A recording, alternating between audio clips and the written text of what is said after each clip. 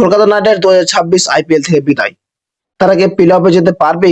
সবার মনে একটাই প্রশ্ন যে কলকাতা নাইট রাইডার্স প্লে অফে যেতে পারবে না। অসম্ভব, কিন্তু আমি বলি অসম্ভব না, এটা সম্ভব। কলকাতা নাইট রাইডার্স অসম্ভবকে অনেক সম্ভব করেছেন। আমরা দেখি যে গত 2-3 বছর থেকে যদি দেখি পয়েন্ট টেবিলটা, যে 4 নম্বরে থাকা দল সাধারণত 16 পয়েন্ট নিয়ে প্লে অফে ঢুকে যায়। আর কলকাতা নাইট রাইডার্স এখন পর্যন্ত 9টি ম্যাচ খেলে তারা 7 পয়েন্ট নিয়ে বসে আছে। আর বাকি আছে 5টা ম্যাচ। আর এই 5টা ম্যাচ তারা লাগাতার যদি জিতে যায় তাদের পয়েন্ট গিয়ে দাঁড়ায় 17 পয়েন্ট। সাধারণত 16 পয়েন্ট নিয়ে প্লে অফে ঢুকে যায়, কিন্তু কলকাতার পয়েন্ট গিয়ে দাঁড়াবে 17 পয়েন্ট।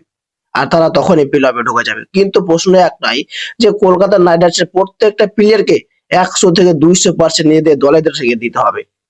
আমরা যদি কলকাতা নাইট রাইডার্সের কামব্যাক গুলো দেখি, 2014 সালে যখন তারা কলকাতা নাইট রাইডার্স যখন আমাদের চ্যাম্পিয়ন হয়, তখন তাদের কামব্যাকটা খুব দুর্দান্ত ছিল।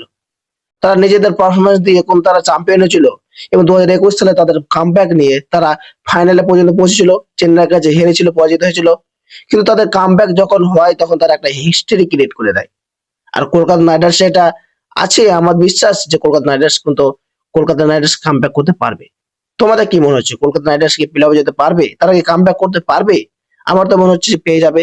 কিন্তু একটা কথা ভাই, কলকাতা নাইট রাইডার্স এর ক্যাপ্টেন্সি আমার পছন্দ না।